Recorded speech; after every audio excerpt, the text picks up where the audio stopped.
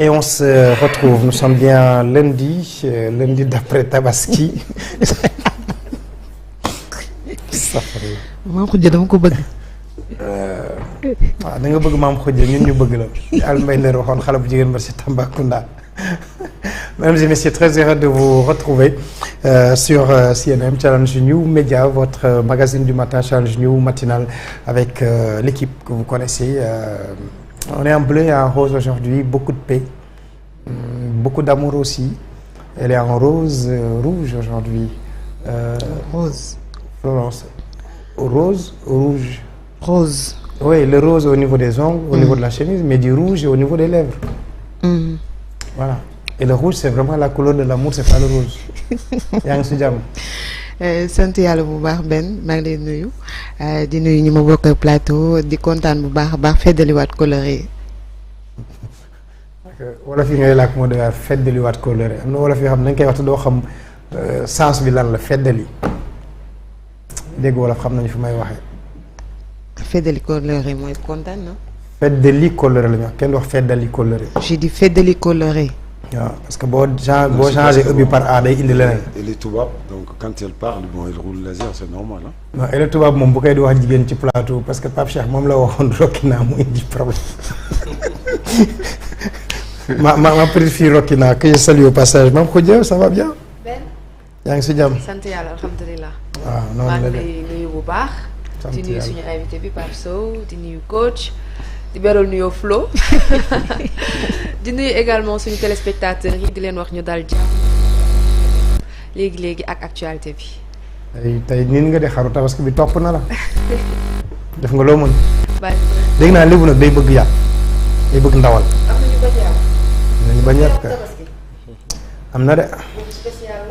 en toute façon kenn mayu ma. man jour tabaski mbaxal laay lekk. te fii laa topp ñu ni naa ma ngalax. te tabaski ñëpp ma ignoré mais. kon le dialogue islamo-chrétien jàllul si yow. ah ñëwul de. loolu du yoon. ñëwul de. waaw débuté par Moussa moom la waroon jox benn xar. ah. non. dina ko dégg ko gis nga. dégg na ko bu ma demee Ziguinchor xam nga lu may def dafa am fenn atelier fu may dem di doxantu. dibiteri yi viande de porc mais non mooy toog ma ne musulman yi bëgguñu lu baax mais dibiteri bi bu affaire bi ni mu lay xeeñee damay ñëw taxaw parfois benn jour dama jënd mburu ñëw def ko nii quoi pour saxaar bi dugg si non c'est tellement doux macha allah sant yàlla. Salut tous mes amis de Ziguinchor à savoir à commencer par Omar Sadio Cheikh Ami alors Ablaye ça se passe bien. sant yàlla benn nuyu ñi nga xam ne ñoom la ñu bokkal plateau bi. donc di nuyu invité bi. nuyu ñaari soxna yu yànj yi nga xam ne ñoom la ñu bokkal plateau bi. di sant di gërëm ñi nga xam ne ñoo ñuy seetaan ci Challenge New Media. sant yàlla donte ni amoon na ay quelques jafe-jafe rek waaye sant yàlla mujj na sottal lépp incha allah. nga nag li ma góor ga waxoon ku yeewi femme moom war a mën a yeewi xar. rek na. Alors, nous recevons ce matin monsieur Pape Sow, il est élu municipal du côté de Tivaouane Peulh, il est du grand parti. Tout ce qui est microfinance, santé, yooyu ay domaine am la, ça fait très très longtemps que nous sommes ensemble. Kenn mënul wax sa bopp mais moi j'ai mes amis dans ce monde politico-médiatique et on a une certaine fidélité en dehors des plateaux que nous partageons. C'est vrai que c'est rare qu'on se voit, mais on se parle tout le temps via donc cet appareil très petit qu'est le téléphone. Bu ma déggee ñu nekk ci yenn yi je les appelle, je leur dis ce que je pense et vice versa. Au moins ku nekk su ñun may nga sa morom mu wax li mu xalaat yedd la ni lay defee nii bu ma nekkoon sa place ni lay defee et Pape fait partie de ces personnes-là que j'apprécie beaucoup.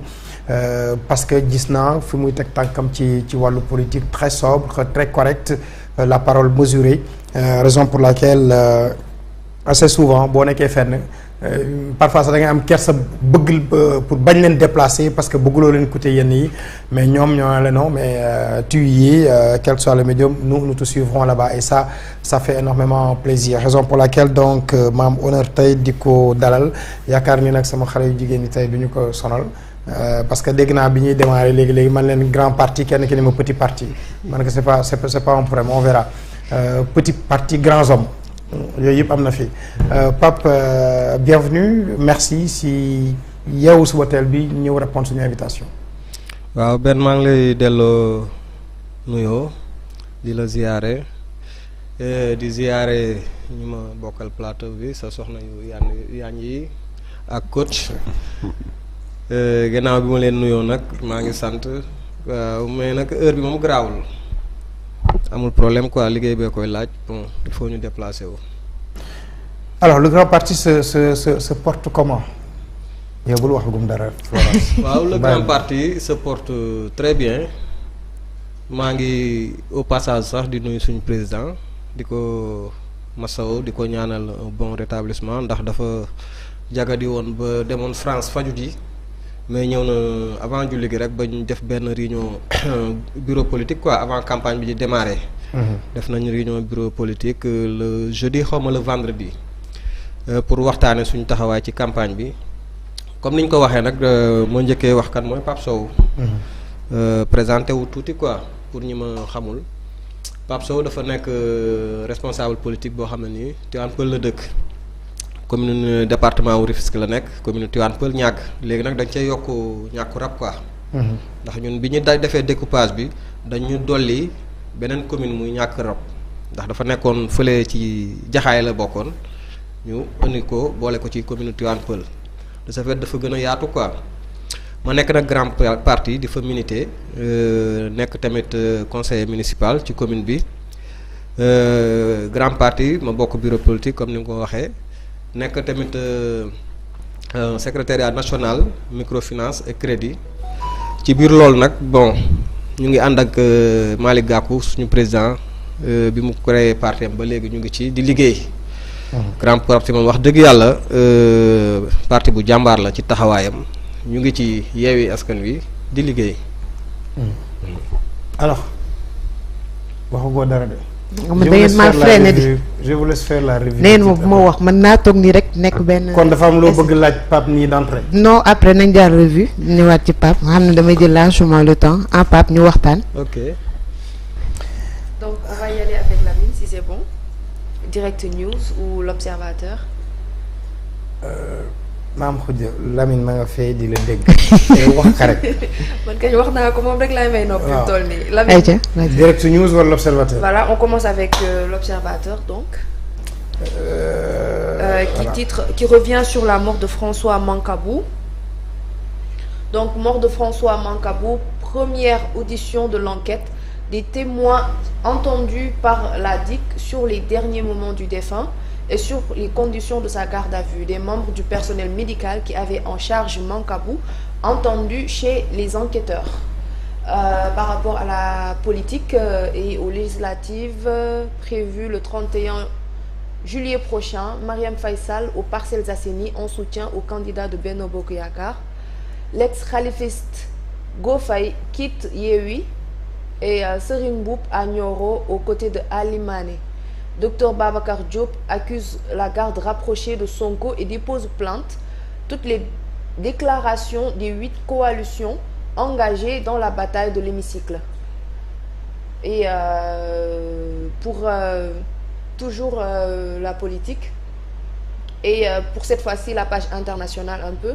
Réunion annuelle de l'Union africaine, Macky Sall, la grande déclaration de Lusaka. Une Afrique regorgeant de ressources abondantes ne devrait plus s'exposer à l'insécurité alimentaire. Voilà l'essentiel pour l'Observateur. Léegi ñu dem Direct News, il y a beaucoup de débandades gars ñi dañuy bàyyi fii dem fële. On en parlera tout à l'heure avec sans oublier également l'évasion de Pape Mamadou Seck qui est traqué par la police. Une descente a été opérée à la cité Alioune Sow, la dépouille d'Idrissa Goudiaby qui est mort à Ziguinchor et maintenant extradé à Dakar pour contre-expertise. D'accord. Deuxième quotidien du jour bu ñuy jàll Direct News. Voilà, Direct News qui revient également sur la politique. Entretien exclusif avec Lamine Thiam, mandataire de la coalition Wallu. Maître Abdoulaye Wade sera là bientôt. Et il dit que voilà, notre leader Karim Wade est en exil, mais il veille et travaille avec nous chaque instant. Le PDS a imprimé dans le mental des Sénégalais la possibilité d'opérer à des changements par la démocratie et nous nous battrons pour que cela continue. L'accord Wallu-Yewwi ne vient pas des responsables au plus haut niveau, ce sont les populations qui nous ont enjoint de nous unir. Maintenant pour le commerce, les agents de l'administration du commerce en grève ce mardi. Et toujours par rapport à la politique, Bougane Gueye Dany entre en action dès lundi prochain. Il compte battre campagne. Mais il est entré en campagne aujourd'hui, hier soir. Légui Florence commence ma wax d'accord. Ñu jàll ci beneen. Voilà, c'est tout. On a choisi deux quotidiens aujourd'hui vu que. Alors, madame, commentaire.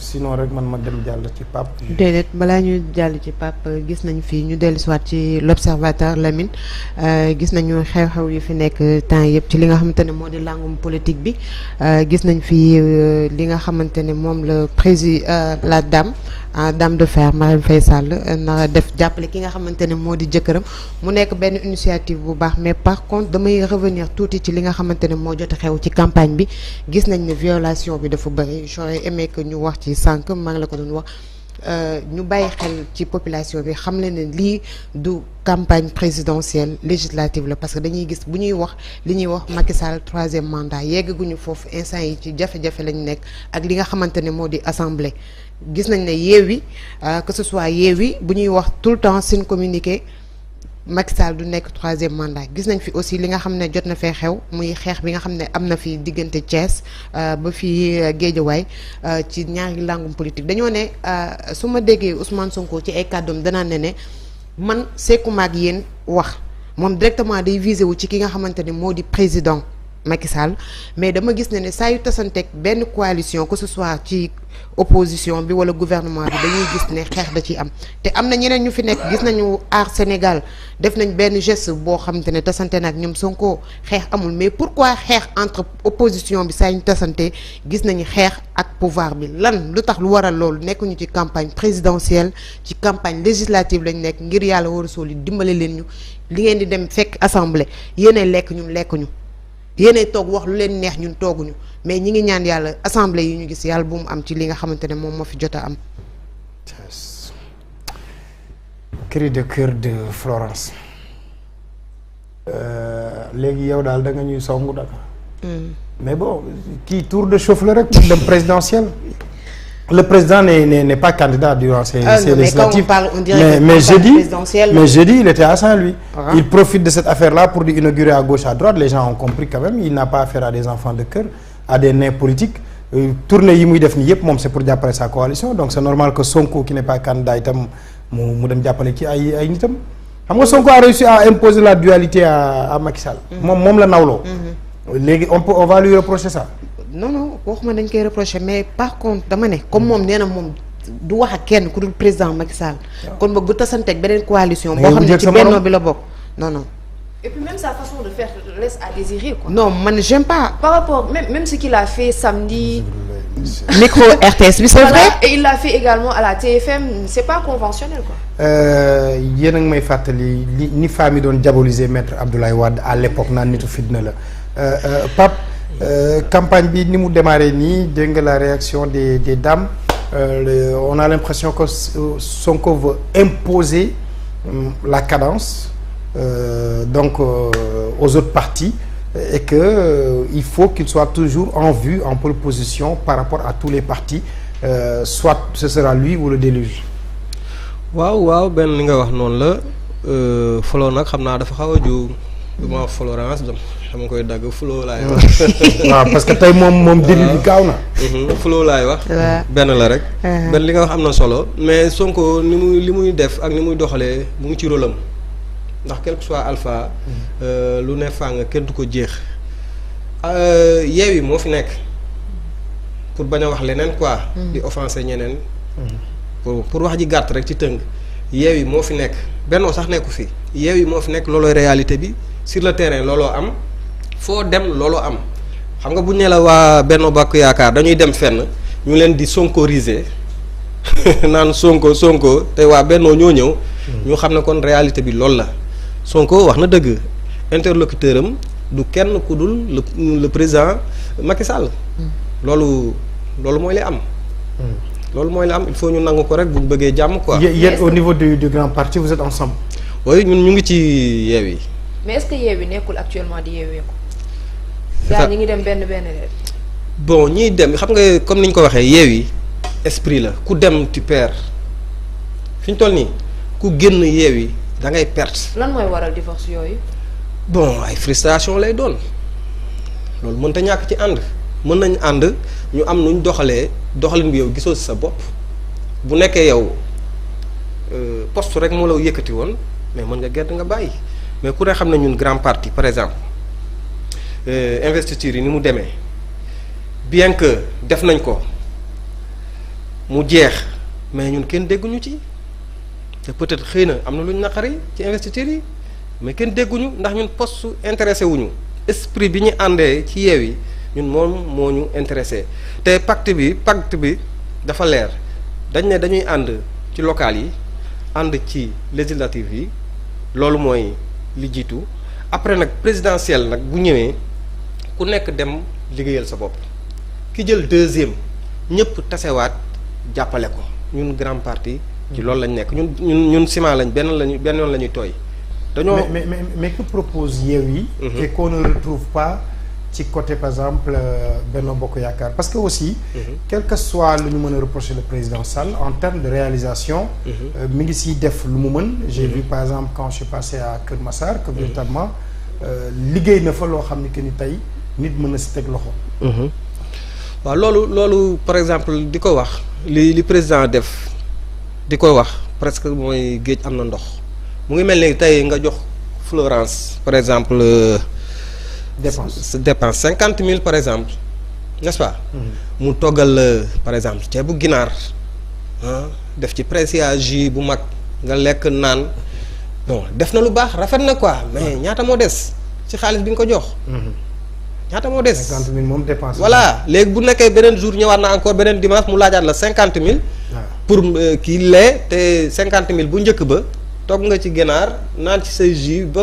mu des joxu la li des dimanche jotaat encore mu laajaat la beneen 50 000 pour defaat la même chose finalement da ngay mujj sonn yow mii borom kër gi foofu la ñuy waxee waxuñu ne président Macky Sall deful dara waxuñu loolu mais dañ ne li mu def comme ni journalistes yi def rek le train qui arrive à l'heure c'est pas notre problème loolu intéressé wuñu opposition bi li ko intéressé du li Macky def waree fam la waaw ndax da ko war a def mu ngi mel ni borom kër bu joxe dépasse nga koy ñaanal amul sens ndax dafa war a joxe dépasse bu joxul dépasse nag loolu day am problème soxna si day wax doom yi dañuy wax ñëpp dañuy kaas parce que dafa war a joxe dépense te joxewul dépasse mais tant que mu ngi joxe dépasse loolu kenn du ci wax dara mën nañ ko jaajëfal mais amuñu dara luñ ciy wax mais li ñuy yàq dafa ëpp sax ñoom li ñuy defar na pont Kër Massar c'est bien jaar nañ fa tranquille léegi amul benn problème baax na mu ngi defar pont bi nekk corniche bi VDN bi boobu c'est bien man bi may ñëw foofu laa jaar vite fait man 30 minutes damay yegg si fii Tivaouane Peulh laa jógee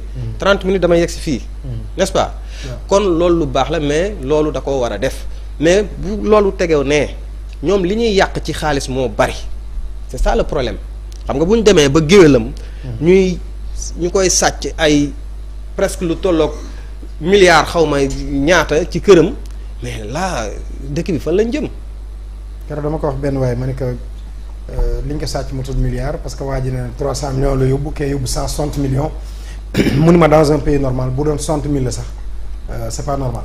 wax ma la nag 460 millions. muy noonu. waaye comme on dit bu toogee këram moom nee na xaalis bi li mu wax dafa leer nee na xaalis bi xaalisam la ba muy yor boobu xamul président Macky Sall man je pense que du côté boobu sax la ñu war a defee li nga xamante ne moo di politique ay sàcc nañ maak jël nañ maak yor na parce que fii ku fi toog muy Yewwi muy grand parti bi ngay wax noonu ku fi toog di nga lekk te yéen sànq maa ngi dégg say wax nga naan ne grand parti dafa ñëw jàppale si wàllu Yewwi ah mi ngi ci biir coalition bi mais yéen boo leen nekkul ci yéen da ngeen fay yàgg na. da ngeen fay yàgg na. il fallait que da ngeen fay yàgg na. grand parti doo fay. yàgg na. waaw ci naka yàgg na non mais yàgg na yéen fu ñu leen déggati. waaw ci naka lañ fay. ma ne fu ñu leen déggati. voilà après boo déggatuñ leen fenn. yéen a yey dem ci ne da ngeen def coalition ak li nga xamante ne moo di Yewwi Askan Wi ndax boo leen ko defulee di ngeen wayadi. déggatuñ leen gisuñu seen li ngeen réaliser gisuñu leen li ngeen di liggéey chaque jour da ngeen ne pat pataaral ñu jég saay un bon jour ñu gisaat leen ngeen génn dem ci benn coalition dugg fa feeñalaat seen bopp de un yéen Yewwi sax man xaw ma ne ci ngeen bokk pour te dire que fay bi ngeen fay maa ngi koy soog a dégg xaw ma ne grande partie bi ngi foofu noonu waaw léegi bon comme ni nga waxee noonu kii Flo da nga xaw a juum ñun fayuñu président ñu bëgg a fay mais ñun fayuñu ñu ngi tàkk ba léegi tey lañ gën a tàkk président ban moo leen fay Macky Sall nu mu leen fayee moo ñu bëgg a fay laa wax nan la leen bëgg a fayee mooy li mu wax il veut réduire l'opposition waaw ci loolu la nekk xam nga fan la ko commencé présidentielle bële passé ci parrainage bi grand parti ñëw na am na ay parrains yëpp ci région yi ba ci Dakar ñu ñëw choisir ñu war a dem ak ñu war a dem daal ñuy kale léegi ñun loolu mais moo ñu topp ba léegi nañu waxante dëgg. mais lu tax ñu kale leen. waaw li tax ñu kale leen mooy ñoom ñoo bëggul ñu bokk aussi simple que ça Macky moo bëggul ñu bokk Boun Abdallah Dionne moo ne 5 partis ñooy dem. 5 a dem li mu wax lépp noonu la amee après sax gis nga ay vidéo yu ñu laan grand parti parrainage am matoon na mais il fallait ñoom ñu def choix entre grand parti ak Pastef. ndax yaakaaruñu woon ne Sonko résultat yi mu am dina ko am foofu lañ juumee. moo tax ñun ñu sacrifié ñu mais ñun ci présidentielle yële passé ñun boobu dañoo waroon dem mais nag bu nekkee yow demoo nga nekk parti ñu kale la ci présidentielle demoo mais parti yi dem mais ñoo lay gën a siiw mu ngi mel ni comme fii ñu toll nii rek coalition yi dem mais ñooy gën a siiw ñeneen ñi parti yi dem présidentielle mais ñoo nekk au devant de la chaîne loolu mënoo ci dara mais ñun suñu parti mu ngi dox. ñu ngi liggéey boo gisee département Guédiawaye ñun ki ñu def choix foofu mooy Ahmed Aïdara kooku coach poulain wu Malick Gakou la loolu ñëpp xam nañ ko moo koy jàppale oto yi muy yor ak xaalis bi muy yor di campagne yëpp Gakou moo ko jox bii passé rek 12 millions la ko jox pour kii yi pour législative yi c'est la raison pour laquelle ñu bari jàpp nii législative yi si Ahmed perd par exemple mu nekk le retour de Aliou Sall ce sera la défaite de Malick Gakou ça veut dire que yéen a ngi si terrain bi carrément pour que tendance boobu bañ a renverser. non ba tey ndax boo gisee président génnee 12 millions di ko jàppalee rakam Ahmed Aïdara ndax ñun grand parti ku ne xam ne Guédiawaye grand parti moo ko moom président Malick Gakou moo ko moom bu ko neexoon mën na choisir candidat bi ci biir partem mais defu ko ndax Ahmed tamit quel que soit alpha dafa liggéey. liggéey na Ahmed dafa toog ay 8 ans di campagne kon kooku pour nga teg ko loxo day yomb. ba pare moom mu féetewoo président Malick Gakou léegi nag loolu la ko delloo jàppale ko ba mu gañee commune bi ba mu bañee ville bi léegi tamit mu nekkaat di ko jàppale encore pour mu gañee encore ci législative yi ñu nekk indi la ko appui bu am solo jox na ko ay oto jox na ko këram bàyyi na ko këram bi nekk Guédiawaye côté Stade da leen ko jox fa lañ def seen QG Yewwi fa lañ nekk ba pare Gakou mooy coordonnateur département bu Guédiawaye bu Yewwi loolu moo am. zone difficile avec le DG de la LONASE et Aliou Sall. ñooñu le DG moom de la RTS Guédiawaye c'est extrêmement difficile. non Guédiawaye moom delloo fa sa loxo lay doon fan leen jaarale woon ci local yi incha allah ci kàttanu yàlla. foofu lañ leen di jaarale waat sans problème. wóolu ngeen seen bopp ndax nit ñi ci boppam ñoo choisir Yewwi ak Guédiawaye loolu tamit loolu dafa am. mais violence bi am Guédiawaye nii gis nañ fi Ahmed Aïdara ak voilà ñu xeex fi loolu noonu ci benn législative xeex am fi ku nekk naan yaa tooñ sa morom te bu ñu déggee ci ay wax yi ñu fekkee ñoom waa coalition Yewwi ñoom ñoo dem attaqué ji mais est-ce que loolu tam du am benn impact yéen ci yéen li ngeen yaakaar ndax Guédiawaye rek ngeen yaakaar yéen waa grand parti pour réussir. waaw léegi li nga wax noonu. peut-être Ahmed Aïdara première fois bi lu jàll la woon parce que ñit ñi bëgguñu woon président bëgguñu woon Benno ñu gagné mais deuxième fois bii nii ngeen nekk wóolu seen bopp bi ngeen wóolu ba ngeen ne defaat la soosaat bi ngeen bëgg a defaat est-ce que wóor nga ne leen loolu di ngeen ko am foofu noonu ca Guédiawaye. incha allah dañ koy am xam nga li xew Guédiawaye ñaari version la da nga am version benn camp bi version beneen camp bi tamit ñun wax nañ ko nee nañ ñoom ñoo njëkk a provoqué. ñoom Ahmed loolu la ñu wax nee nañ sawaay ci boppam Racine Talla ci boppam moom mooy yónni ay nit pour provoquer leen kon léegi ñaari version la ku ne porté na plainte léegi nañu xaar yoon lu mu ciy wax. mais lan moo tax saa suñu déggee violence ci campagne yi rek. loxo Yewwi du ci génn Thiès Guédiawaye un peu partout yéen a ngi ci toog daal lan mooy waral. waaw xam nga boo gisee loolu mooy daa am ñoo xam ne dañuy bañ comme ni ko Waly di waxee am na ñoo xam ne bu ñuy wér di xaru noonu la demee loolu la demee.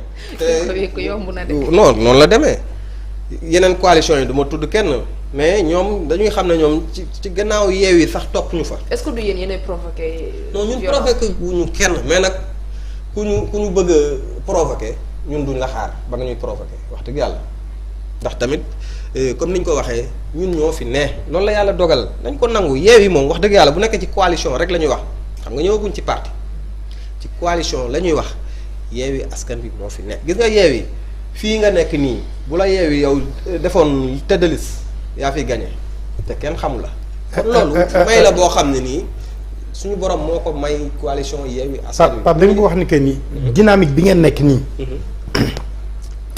élection législative dafa mel na premier tour élection présidentielle et que bu ñu leen bàyyee ngeen continuer di surfer si lii. la présidentielle 2024 pratiquement promenade lay doon. ah bien sûr xam nga boo gisee Macky di ci rey boppam mais xam na lu tax boo gisee local bi mu def lépp lu mu mën bien que gagné nañ ko. mais ñoom duñ ko nangu. ñoom nee nañ ñoo gagné ñun am na fu ñu gagné mais. nee ñoom ñoo am majorité. bu voilà jëlee loolu la ñuy wax. les 453. voilà xam nga loolu la ñuy wax te loolu amul mënuñu am majorité ndax fi ñu leen gagné moo ëpp nit mënul nekk opposition moo leen gagné te même bu dul loolu sax boo boolee score yi opposition bi yëpp ñoo leen gagné. ce ne sont pas des victoires symboliques quoi. gagné Dakar gagné Guédiawaye gagné Ziguinchor gagné Touba gagné Mbacké gagné Diourbel gagné Thiès.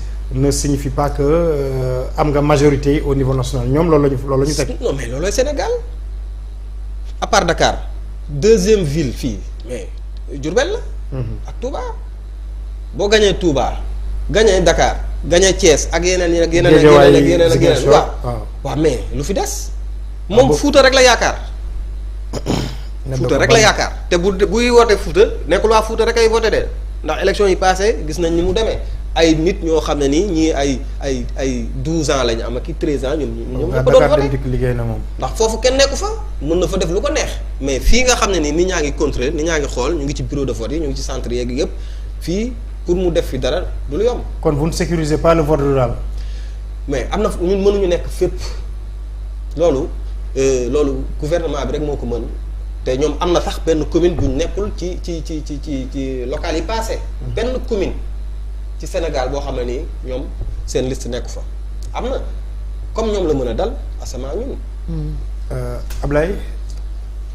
moom benn question boo ko bëgg a poser étant donné que ñoom. question commentaire wala question.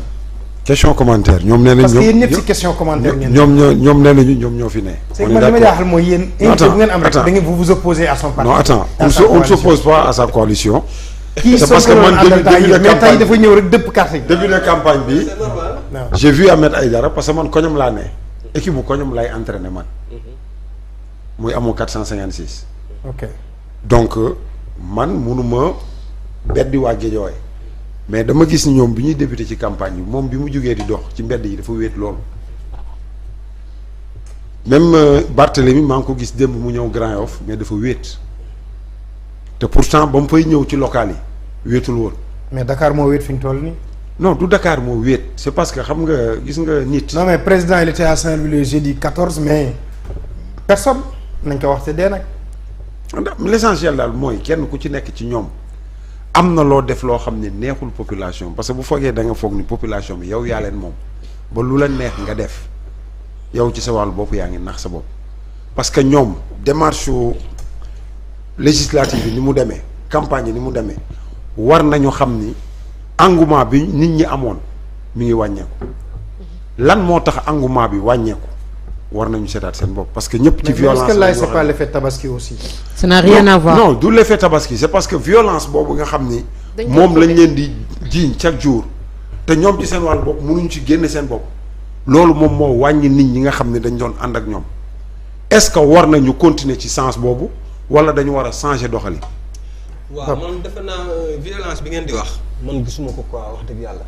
doo bëgg gis nag wax dëgg yàlla doo ko gis kenn mënu ci dara. bu nekkee géejawaay mais ñun defuñu violence Ahmed dafa def caravanam romb leen ñoom ñu provoqué ñoom ñu répliqué mais noonu la fa demee ñaari version yooyu. loolu du violence. waaw ma ne ñaari version la ñee bu ñu yëngalee ñoom ñu répliqué kon kan moo def violence kon xamaguñu kan moo def violence n'est-ce pas boo demee tamit ci feneen fi tamit buñ leen tooñul ñoom duñu tooñ kenn mais nag bu ñu la bëggee tooñ mais il faut nga défendre sa bopp loolu kese la du leneen pour li ngay wax ni par exemple Ahmed bi muy kii nee nañ la Ahmed moom kese rek affiche buy dox la moom da koy waxal boppam jarul woon sax muy campagne Ahmed ñëpp xam nañ ko Guédiawaye buy campagne buy génn di dem parce que dafa rafet dafa jaadu ñu nekk ci campagne mu war a génn loolu kese la mais nee nañ la Ahmed panneau buy dox la panneau publicitaire buy dox la jarul muy campagne jarul muy def dara te nit ñi nag ma xamal la lenn bien que comme ni nga ko waxee nit ñi fi ñu toll nii dañoo sonn ndax dëkk bi dafa metti am na ci yoo xam ne nii dañ ciy xaw a noppalu tuuti xaar ba heure vote jot ñoom xam nañ ki ñu war a votel te mënut a passé ki ñu voté woon loolu kese la. c'est sûr ndax boo ko xoolee ci man xool ko ci keneen loolu la ndax des fois dëkk bi dafa toll foo xam ne nii nit ñi dañoo claqué dañoo sonn am na te détails yoo xam ne nii bëggatuñ ci nekk. mais nag bu fu la jotee lu leer mooy bés bu ñu commencé compter le soir du 31 nit ñëpp dinañ xam ne lépp dëgg la te président Macky Sall comme ni ñu ko waxee woteel Yewwi ak woteel Macky du benn ndax Macky fi ñu toll nii ci li mu jublu nii mooy affaire du troisième mandat. non ne parlez pas de troisième mandat parce que xam nga. foofu la seen erreur nekk yéen seen bopp moo tax yéen seen erreur foofu la nekk moo tax ngeen bëgg wax nit ñi. embobiner leen ci troisième mandat. parce que Macky. su fekkee da ngeen koy déglu toujours ci discours am. dañ ko poser question. mu toog. c'était en 2017. su ma juumul. mu toog ñu laaj ko en 2019 du moins ñu laaj ko mun leen question troisième mandat bi c'est réglé man ci sama wàllu bopp li constitution bi wax loolu lay def ki la wax loolu déjà moom pare na ci loolu mais pourquoi à chaque instant yéen ngeen bëgg indi le problème du troisième mandat pourquoi à chaque instant ngeen bëgg gëmloo Sénégalais yi loolu parce que moom ci wàllu boppam waxul loolu toujours buñ ko laajee dafa naan leen waxuma waaw waxuma déet pourquoi parce que politiquement su fekkee dafa ni waaw parti am dafay jaxasoo parce que kenn ku ci nekk dafay bëgg positionné wu yéen tey ci seen biir parti malgré dafa am loo xam da ngeen ko masqué mu jëm ci wàllu Barthélemy Khalifa ak ñeneen ña fa ne yéen a ngi ànd mais ànd bi dëgguwul àndu naxante ngeen di ànd balaa nga koy xam législative yi jeex àndu naxante ngeen di ànd donc moom pour bañ loolu dal ko ci parti am moo tax ñu waxu mu leen waxuma leen waaw waxuma leen déet te moom waxoon na ko bu yàgg rek la woon na sa problème là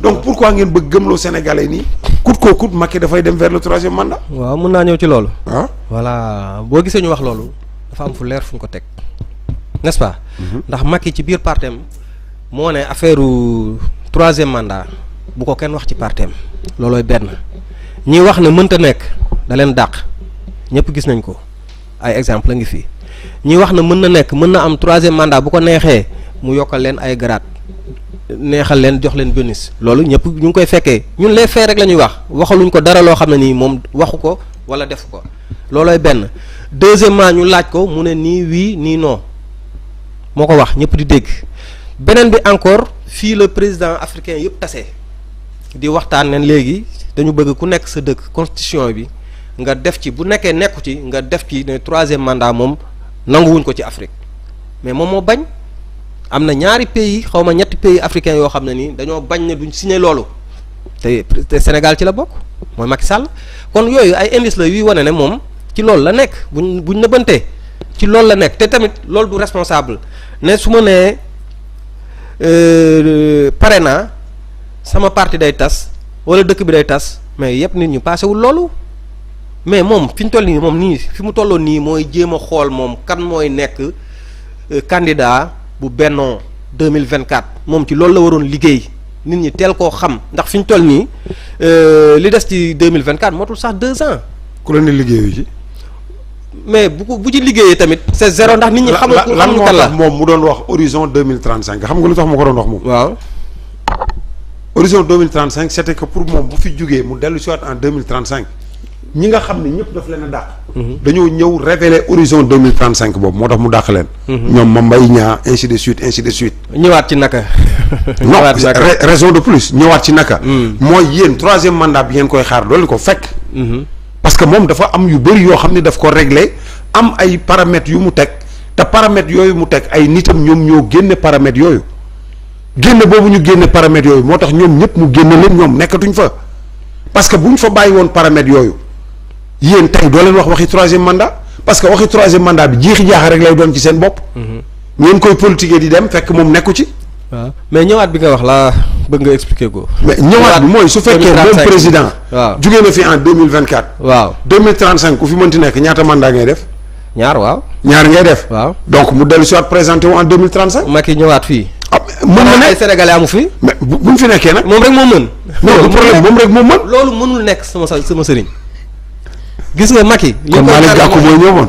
non ñun dañuy dem 2024 dinañ ci ñëw.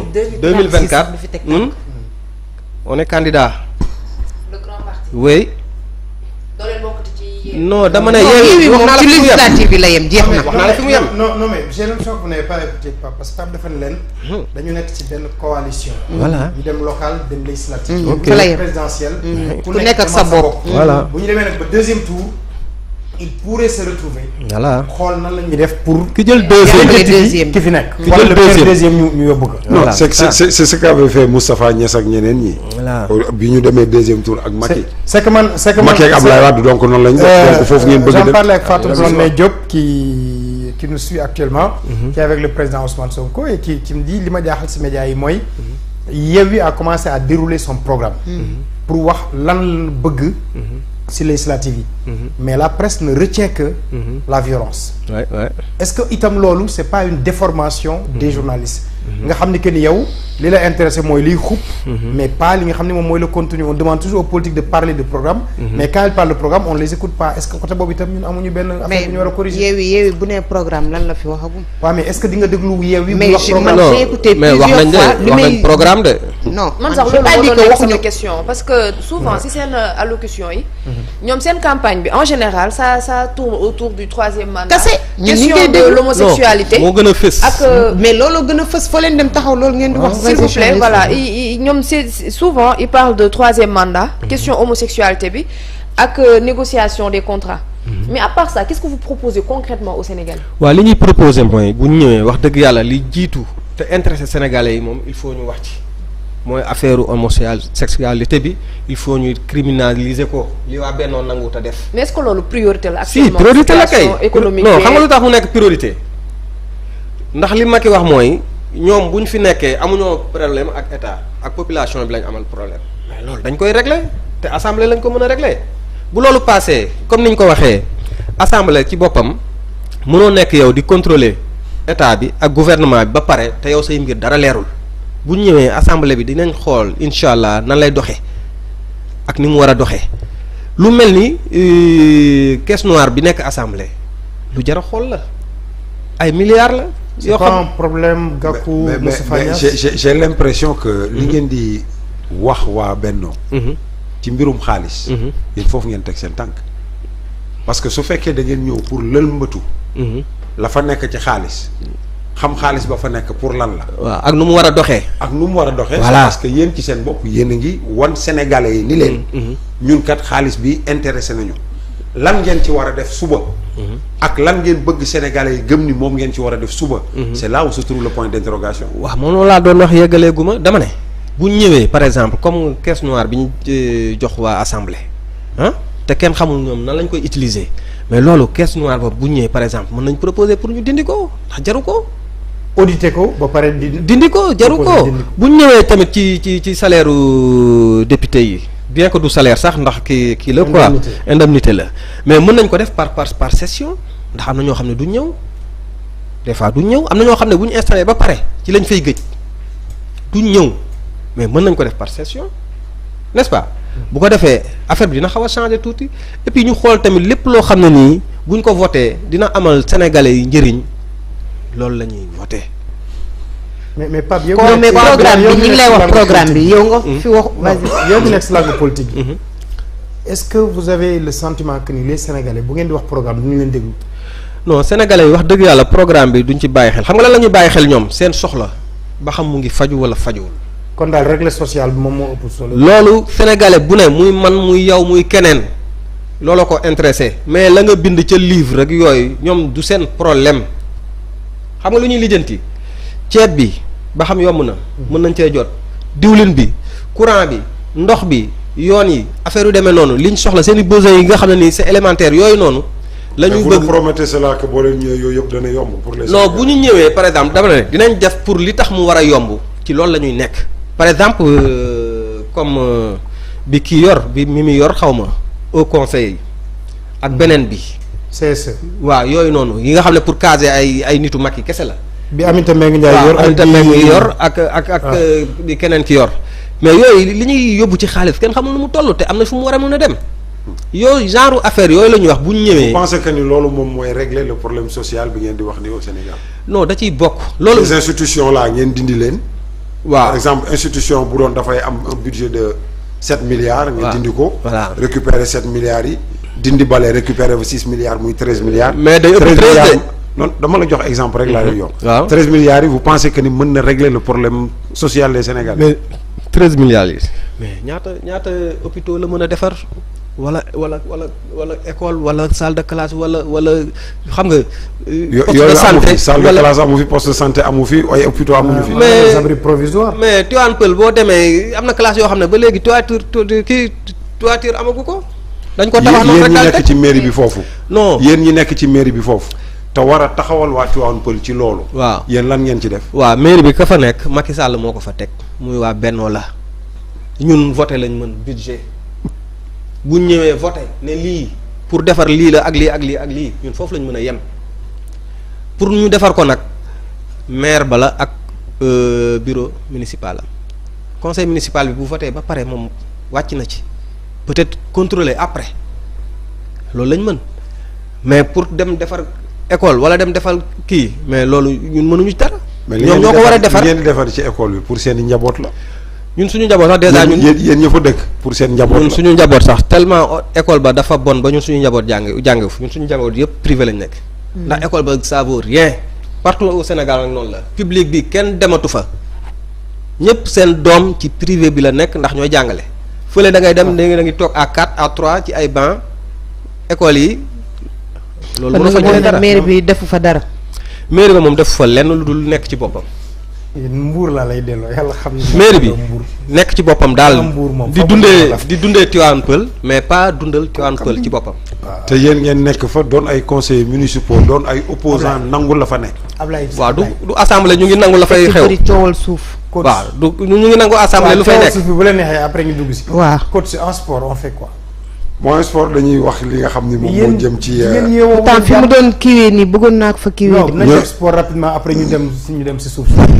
sport dañuy suuf bu ngeen koy wax dama bëgg ngeen di duut baaraam ci mbir mi lii am na fa lii am na fa. mais coowal suuf comme ni ko Macky Sall defee rek y a trop de problèmes fonciers.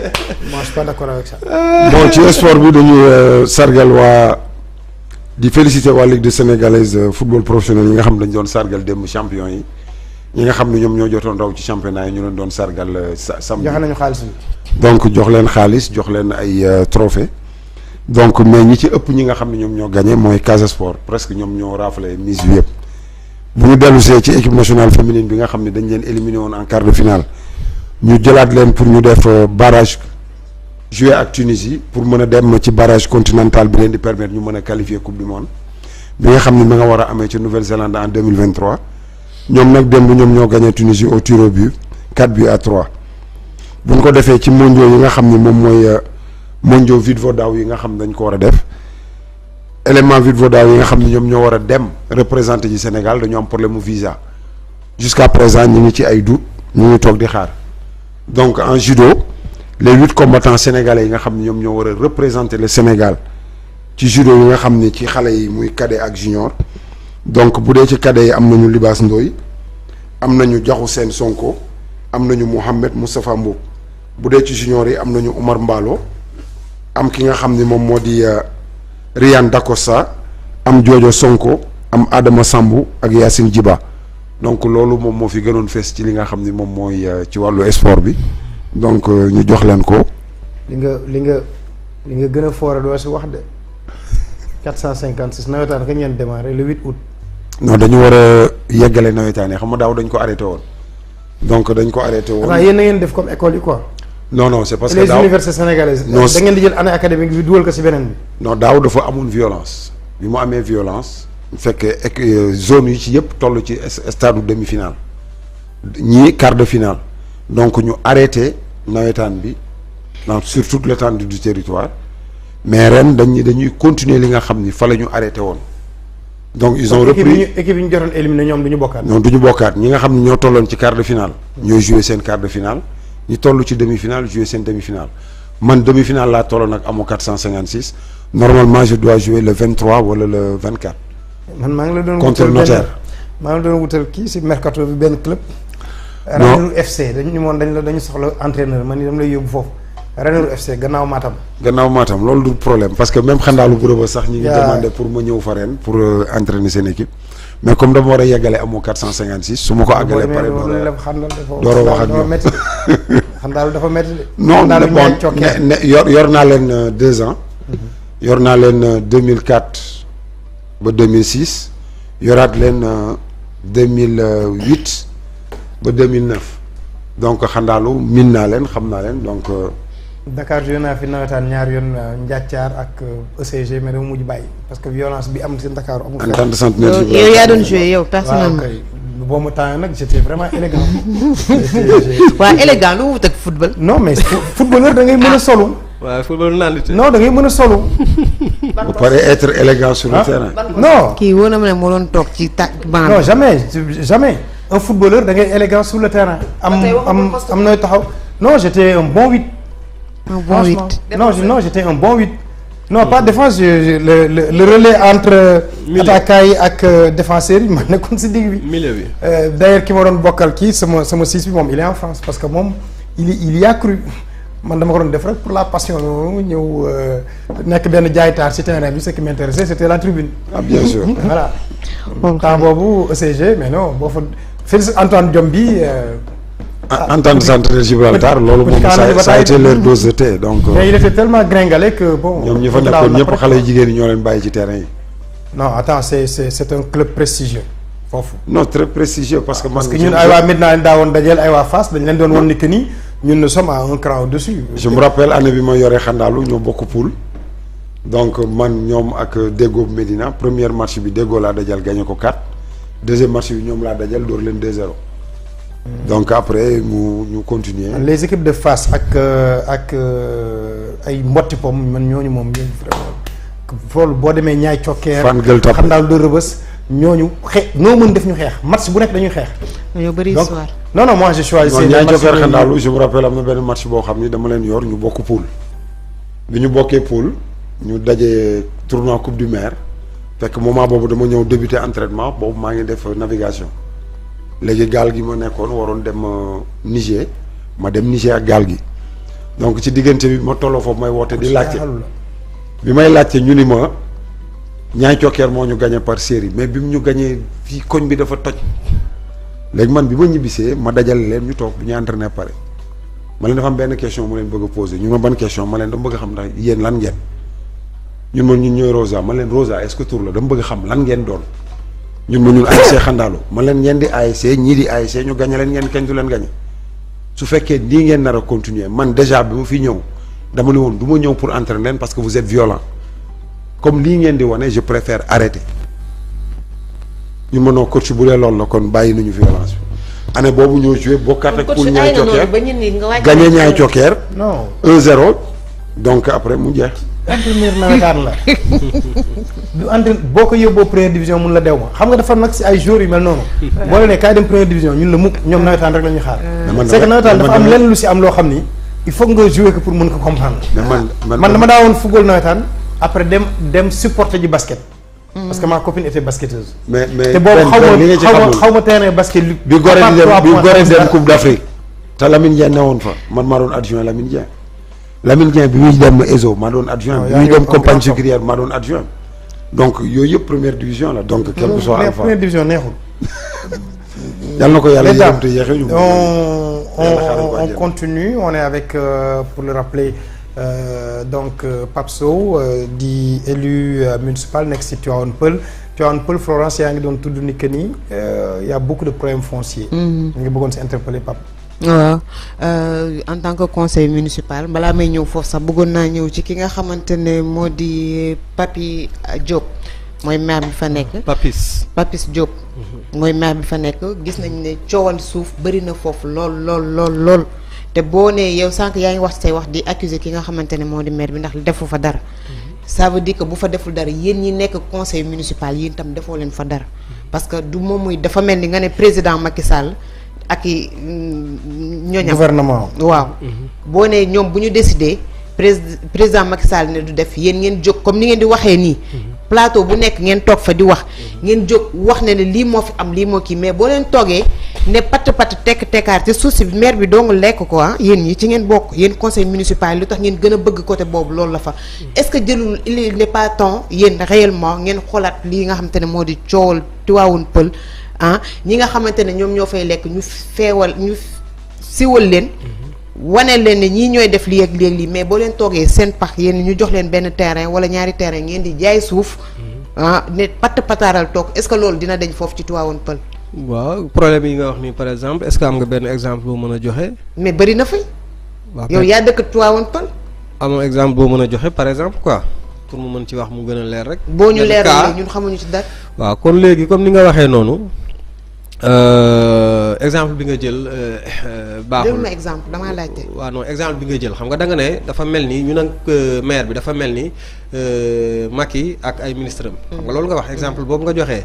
mais du noonu du boobu exemple boobu du baax xam nga ban mooy baax. assemblée nationale ak gouvernement bi boobooy exemple bu baax. ndax bu nekkee exemple Macky bi président. moom moo nommé. mais man sama exemple bu ma ne bon na dafa mel ni nga wax rek ma ne la li nga def baaxul. non dafa mel ni yow nga wax ma ne la li nga wax tegu ko dëgg wala li nga wax tegu ko ci norme. man dama wax samay wax. bu ma ne baax na wala baaxul. sama opinion la. xam nga exemple nga joxe. voilà waaw exemple bi nag. laa la wax des na.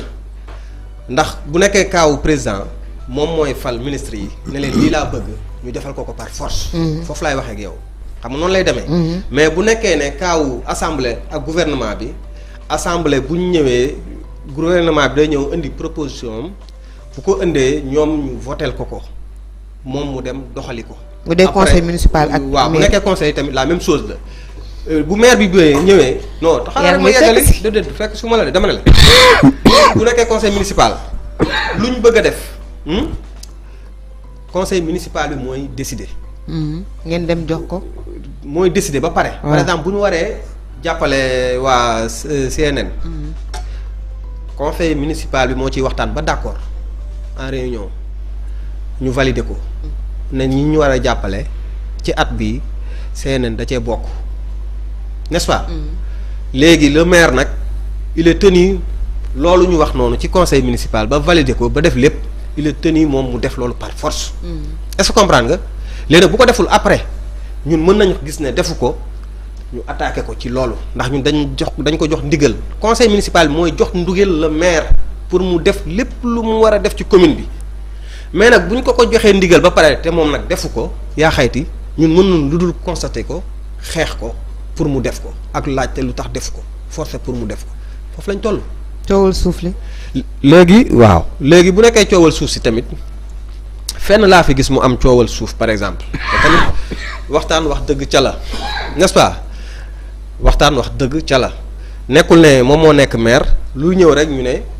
moom la demewul noonu fi am coow ci Tivaouane Peulh mooy site bi ngay dégg bi nekk côté après Namora ci beeñ bi.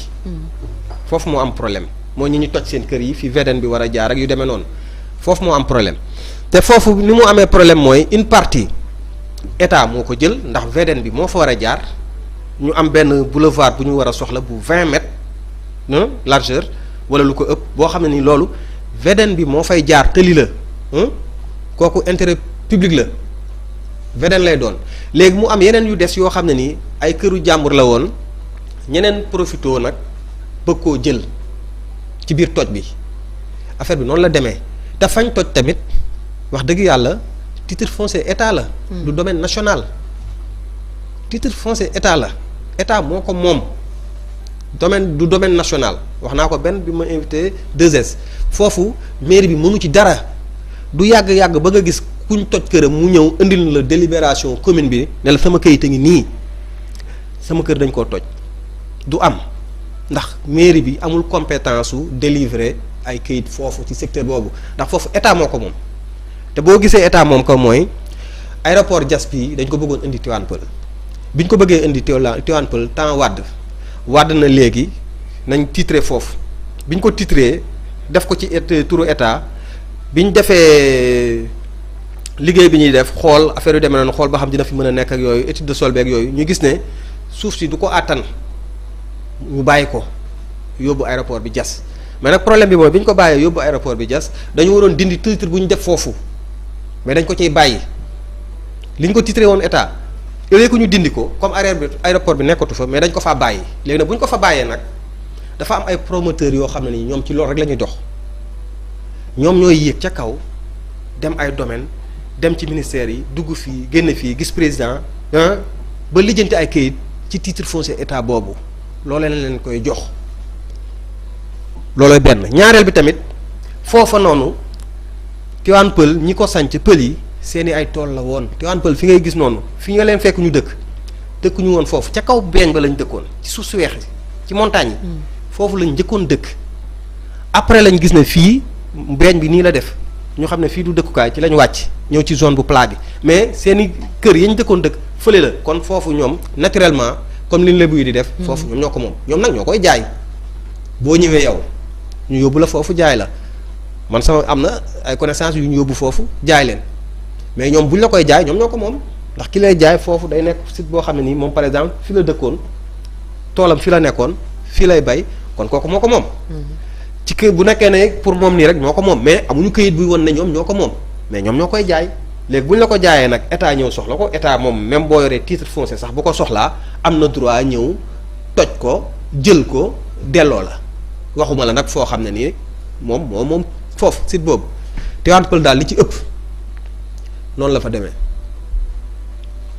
voilà. te ngeen bëgg wax ne yéen ñi waa conseil municipal bi amoo leen fa sax benn parc bu ndaw. fan fa leen le waaw. ah sama connaissance moom amul. waaw ndax foofu comme ni ma la ko waxee noonu la demee état moo ko moom te lu état moom mairie amul xalaatul. gis nañ ci lu bëri lu état moom te ñu ne ñi ngi koy saxase. pas commune je voulais maire bi ñamul loolu. que seen affaire suuf si moom du ngeen si pare. Macky Sall nee na sur 11 problèmes yi muy recevoir les 8. oui toujours loolu lay laal. wax na dëgg le foncier. oui dama bëggoon puisqu'à Guédiawaye c'est le fief du grand parti. même si ñoom la Diop duñ ko nangu. vous y êtes avec Ahmed Aïdara. président Malick Gakou nekk mentoram. est-ce que Ahmed bu nekkee tey député. du poser waat le problème du cumul des mandats. un député maire est-ce qu'il aura suffisamment de temps pour la mairie est-ce qu'il aura suffisamment de temps pour la législature waaw mais c'est que loolu boo gisee gars yi di ko def comme assemblée nationale dafa nekk plateforme boo xam ne nii lu bëri dañ ko fay waxtaanee looloo tax nit ñi di fa bëgg a dem boo demee Tëngéej par exemple maire ville bi mooy candidat Yewwi. maire Tëngéej maire ville bi Tëngéej ñun ñoo gagné département bi. Yewwi ñoo gagné tamit ville bi ñaar yëpp ñoo ko gagné. léegi maire bi moo nekk candidat titulaire bi ndax suñu département Tëngéej ñaari siège la am benn góor benn jigéen ci pour député quoi. mais comme niñ ko defee comme intercoalition bi ñun ak wàllu ñoo bokk ku góor ki moo nekk Yewwi ku jigéen ki wàllu la nekk kon Tëngéej booy voté Yewwi boo bëggee votel wàllu. bulletin Yewwi ngay jël. boo bëggee votel tamit Yewwi bulletin Yewwi ngay jël nit ñi tamit loolu day baax ñu ngi ciy communiquer mais du doy day baax tamit ñu koy xamal nit ñi. bu nekkee département de Tëngéej reprendre parce que loolu c'est pas. waaw léegi bu nekkee département de Tëngéej laa. bu Tëngéej bi. waaw listu Yewwi lañ demee coalition bi. Wallu ak Yewwi. mooy intercoalition bi. listu Yewwi la ñuy voté foofu. ok. kon par exemple yow bu nekkee yow responsable wala militant bu wàllu nga. bu Ablaye Wade jour vote bi doo jël bulletin wàllu bulletin Yewwi ngay jël. moom ngay voté bu nekkee Tëngéej bu nekkee Pikine. contraire bi la ndax bu nekkee Pikine bulletin wàllu lañ demee foofu. donc c'est important à préciser. voilà bu ñu demee Pikine bulletin wàllu lañ demee foofu. ñun waa Yewwi ñëpp jour élection bi du ñu jël bulletin Yewwi bulletin wàllu la ñu jël ndax département Pikine boo demee 7 sept député la am xaw ma 5 xaw ma côté yu demee noonu mais dañ koo séddoo xaaj bi Yewwi la xaaj bi Wallu la noonu la demee kon Pikine ñi fay voté pour intercoalition bi yëpp bulletin bi baax bi Wallu la boo ñëwee département tamit fële même chose boo demee Guédiawaye tamit même chose waa Wallu ak waa Yewwi yëpp bulletin Yewwi la ñuy voté. Une question sans que dégg na parce que maam Khoudia tey elle est très calme dama dégg sànq Florence di ko junj. bu ngeen di politique. c'est toujours pour gagner des postes c'est toujours pour gagner de l'argent ñu bari dañu jàpp ni que ni sax. ñi militer ci biir grand parti c'est parce que le président Malick Gakou est riche comme Crésus. donc bu ñu fa nekkee c'est parce qu'il les entretient financièrement moo tax. du ñu koy di quitter. parce que pour ñëpp Malick Gakou égale argent c'est une gâchette financière. donc képp ku nekk ci wetam rek ci keppaaram. yaa ngi bénéficier ci li nga xam ne que ni moom mooy am-amam koom-koomam. mais à la limite sax gëmuloo ko. même bu ngeen dem sur les plateaux de télévision bu ngeen di nekk sur le terrain politique. c'est parce que financièrement.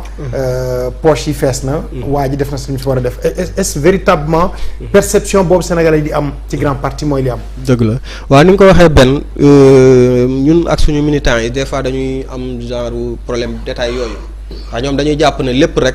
waa président Malick Gakou dañuy jox fu ñu toll dañuy jox militants yi.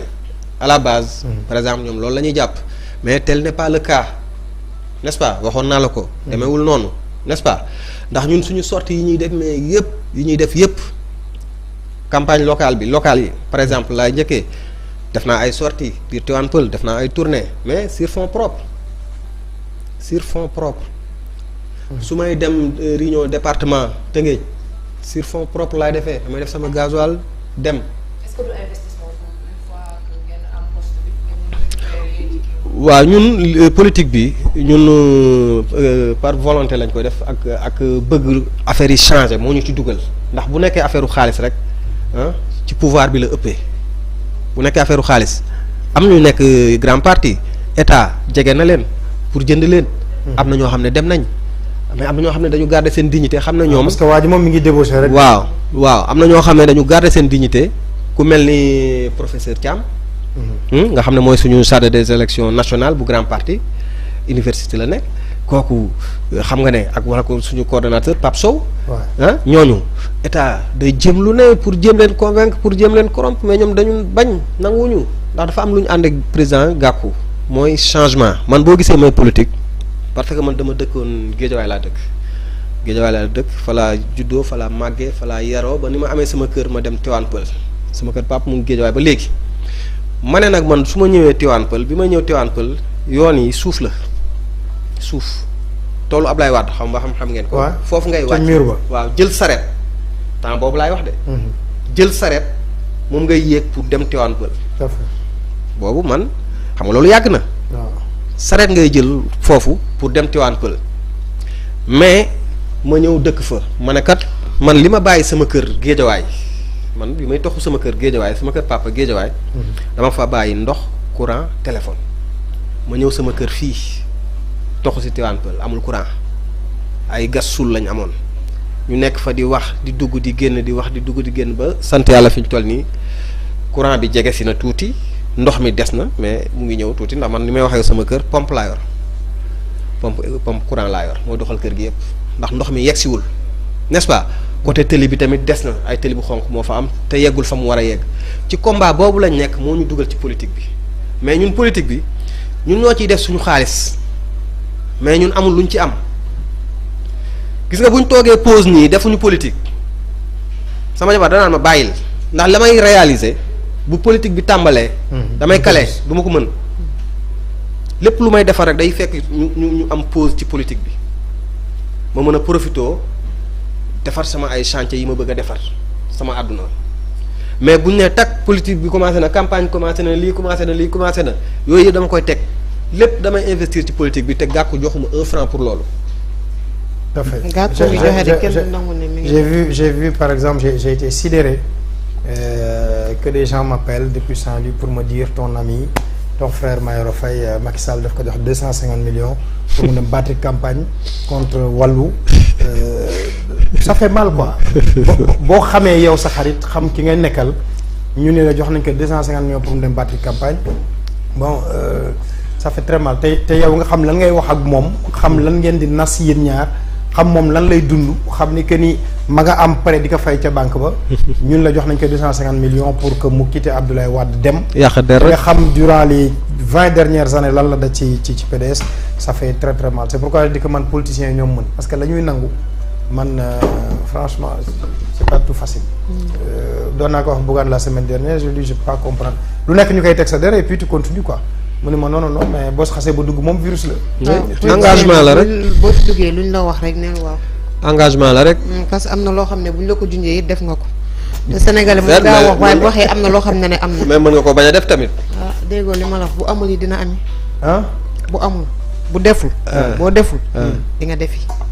wax politicien la mais dama bëgg a ñëw rek juste par rapport c'est la dernière question. waaw amul problème. c'est la dernière question. par rapport ak Ahmed Aïdara bu ma nee rek ne 1 mois la fi toog wala 3 mois. Pape waaw question bi nii pour yow la ak say ñaño. waaw yeewi quoi olof voilà non maa ngi ci grand parti comme yéen ngeen di jël Ahmed teg ko. waaw mu gérer leen Géejawaay. waaw may laajte diggante bañ ko tegee local bi ba tey lan la Ahmed defagum Géejawaay. bu ma nee ba mu toogee yàggul. non ndax ñi toog yàggul ci local bi bëri na mais am na li ñuy def. Ahmed boo posé question doo ko bàyyi mu tontu rek. xam naa ñii duñu wax ni mu bëgg a dégg. non attends Ahmed li mu njëkk a def mooy éclairage public bi taal na lamp yi foofu Géejawaay. lamp yi daa yàgg a tàkk nag. déet yi mu taal kay tàkkul woon. yi mu taal Alioune Sall non dama ne yi mu taal tàkkul woon bu doon tàkkay kenn du ko taalaat. man de dem naa fa te leeroon na. en tout cas lamp yi moom taal na ko.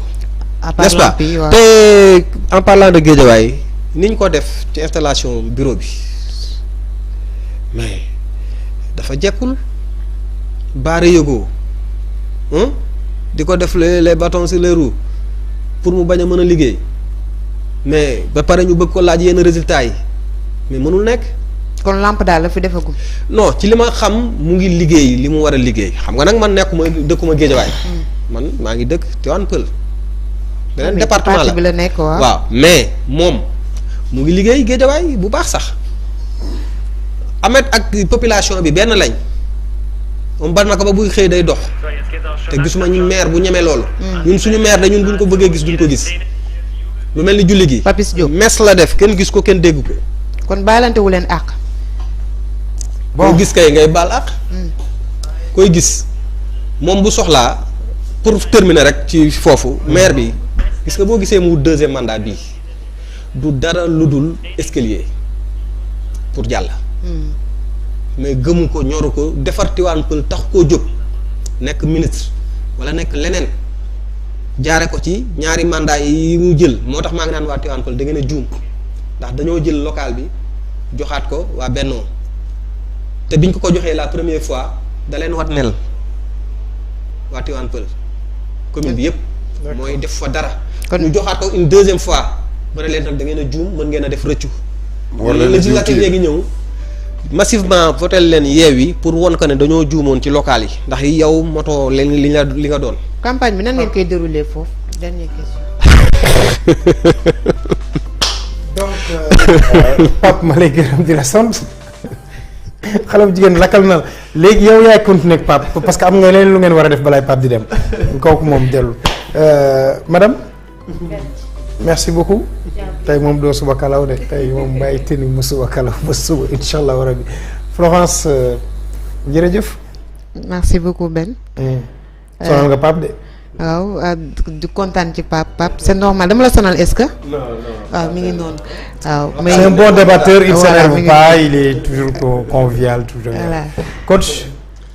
merci beaucoup di remercier Pape di leen remercier. parce que dafa mënoon doon pour tegal la ko moom laa bëggoon tëjee émission bi mais malheureusement voilà quoi bojo yi lañ doon chanter à l'Alliance Arena fële ca Allemagne pour accueillir Sadio Mané et j'ai beaucoup aimé. ok avec le départ de Lewandowski, donc il doit s'imposer en star, en vedette, en leader de cette équipe allemande. Et il le fera, Inch'Allah. Merci à Lamine et à Kéman de Tivaouane Peulh. De l'autre côté, l'équipe de Subakalaw va s'installer avec Youssou Dieng. Mesdames et messieurs, ça fait un plaisir de vous servir. On se retrouve demain, normalement avec Fatou Blondin Diop de Yewwi. On va me reprocher de ne pas inviter Benno Bokk Yakaar, mais bon, Pape Mao Diouf, man li ma waroon def naa que nos locaux vous sont ouverts. Heure bu ngeen ñu envoyer quelqu'un, on le prend. Malheureusement, vous traînez trop les pieds. Donc, ñun li ñu am la ñuy duggee marché. Merci à toute l'équipe, excellente journée, très bonne semaine à tous. Mesdames et messieurs, prenez soin de vous.